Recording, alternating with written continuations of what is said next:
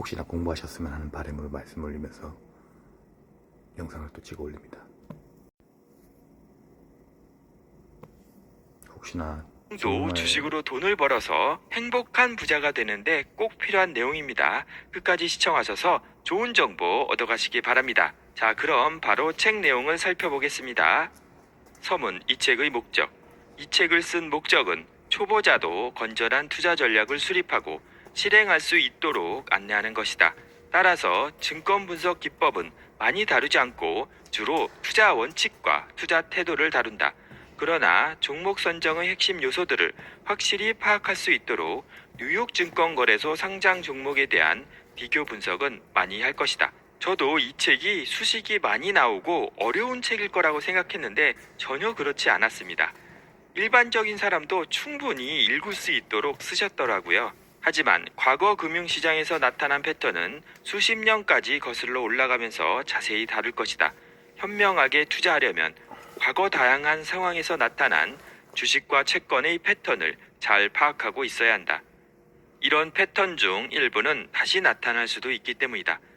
다음 산타야나의 유명한 경고처럼 월스트리트에 잘 들어맞는 말도 없다. 과거를 기억하지 못하는 사람들은 과거의 잘못을 되풀이할 수밖에 없다. 즉, 우리가 미래를 예측하려고 해서는 안 되지만 과거는 공부를 꼭 해야 된다고 합니다. 이 책은 투기꾼이 아니라 투자자를 위한 책이므로 먼저 투자와 투기의 개념부터 명확하게 구분하고자 한다. 그리고 미리 밝혀두지만 이 책에서는 백만장자가 되는 방법을 알려주지 않는다. 월스트리트는 물론 어디에서도 쉽고 확실하게 부자가 되는 방법은 없다. 주가가 정점에 도달했던 1929년 월스트리트는 물론 전국적으로 가장 유명했던 인물 존 라스콥은 레이디스 홈 저널 기사 모두 부자가 되어야 한다에서 자본주의 장점을 찬양했다. 그는 우량주에 매월 15달러씩 20년 동안 투자하면 투자 원금 3,600만 달러가 8만 달러로 불어난다고 주장했다. 당시 GM의 임원이었던 그의 말이 옳았다면 이것이 바로 쉽게 부자가 되는 방법이었다. 이런 낙관적 전망과 장담은 함부로 믿을 것이 못 된다. 그래도 20년 연복리 수익률이 8%가 넘는다는 사실은 주목할 만하다. 게다가 투자를 시작한 시점에는 다우지수가 300이었고 종료한 시점에는 다우지수가 177이었다는 점을 고려하면 놀라운 실적이다. 이 실적을 보면 시장이 좋든 나쁘든 매월 똑같은 금액을 우량주에 투자하는 이른바 정액매수 적립식 투자가 유리함을 알 수 있다. 이른바 기술적 분석에서는 주가가 상승했으니까 사야 하고 주가가 하락했으니까 팔아야 한다고 주장한다. 그러나 이런 주장은 건전한 사업 감각과 거리가 멀어서 좋은 성과를 기대하기 어렵다. 50여 년 주식시장에 몸담으며 지켜봤지만 이렇게 시장을 뒤따라가는 방식을 써서 지속적으로 돈 번 사람을 단 한 명도 보지 못했다. 주저없이 단언하건대 지금 유행하는 이 기법은 확실히 틀렸다. 즉, 투자의 대가들이 항상 말하는 것이 이 책에서 나오는 내용의 본질은 정말 중요하고 훌륭한 건데요. 잠깐 짚고 넘어가자면 무조건적인 장외 투자라고 해서 계속적으로 그냥 냅두고 납두고 그냥 그대로 냅두고 그냥 가고 이렇게 뭐 매수 매도 타이밍에 대해서 제대로 모르고 그냥 매수만 그냥 계속 한다, 이런 거는 좋지는 않은 것 같습니다. 왜냐하면 현재 국내 주식시장에서 증시라든가 다른 미국에서도 마찬가지고 올라갔다 내려갔다 하는 주가 추이 그래프가 있더라고요. 그러면은 떨어졌을 때는 조금 더 사는 것도 괜찮고 조금 더 올라갔을 때는 파는 것도 나쁘진 않아요. 그러니까 시세 차익에 대해서 경우에 따라서 그리고 배당에 대한 락일 뭐 이런 것까지 다 생각하면서 자기가 가지고 있는 종목 중에 몇 가지를 추렸을 때 이렇게 하면은 지금 이 종목은 이 시세가 이렇게 좀 올라가 있으니까 좀 팔아보기도 해봐야겠다, 이런 연습도 해보고 나중에 만약에 팔았는데 올라갔다, 그러면 이것도 좋은 양보다, 이렇게 하면서 다른 사람들이 많이 잘 사기를 바라는 마음도 생기면서 앞으로 계속 좋게 만들어 가길 바라는 마음에서 떠들어 봤습니다.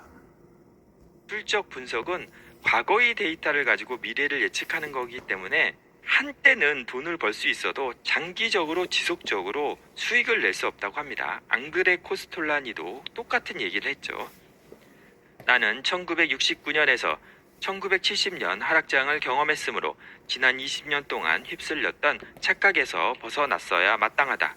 일시적으로 손실을 보더라도 결국은 시장이 신고가를 경신하여 조만간 손실을 보전해줄 터이므로 우량주라면 언제 어떤 가격에 사도 아무 문제가 없다는 착각 말이다. 이는 지나치게 좋아서 믿으면 안 되는 이야기였다. 여기도 많이들 하는 착각이죠. 좋은 주식은 아무 때나 사도 저점이기 때문에 그냥 사서 보유하면 된다고 하는데 벤자민 그레이엄은 그러면 안 된다고 합니다.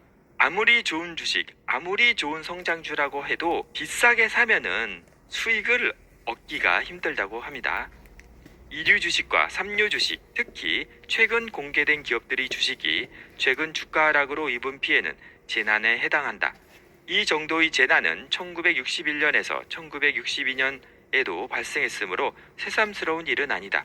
그러나 이번에는 일부 펀드 매니저들까지 명백히 고평가된 심각한 투기 종목을 대규모로 보유했다.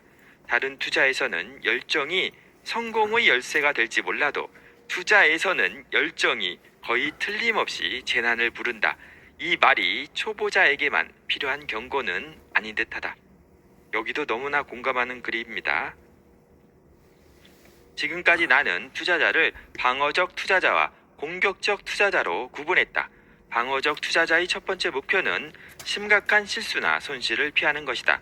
그리고 두 번째 목표는 수고, 골칫거리, 빈번한 의사결정의 부담에서 벗어나는 것이다. 반면 공격적 투자자는 기꺼이 시간과 노력을 투입하여 평균보다 더 건전하고 매력적인 종목을 선정하고자 한다. 지금까지 수십 년 동안 공격적 투자자는 이렇게 투입한 시간과 노력에 대한 보상으로 방어적 투자자보다 높은 수익률을 기대할 수 있었다. 그러나 지금과 같은 환경에서도 공격적 투자자가 방어적 투자자보다 훨씬 높은 수익률을 얻을 수 있을지는 의문이다. 물론 내년이나 그 이후에는 환경이 얼마든지 바뀔 수 있다. 따라서 우리는 계속해서 공격적 투자에 관심을 기울일 것이다. 오래전부터 유행하는 견해에 의하면 투자에 성공하려면 먼저 성장 가능성이 가장 높은 산업을 선택하고 나서 그 산업에서 가장 유망한 기업을 찾아내야 한다. 예를 들어 노련한 투자자들은 이미 오래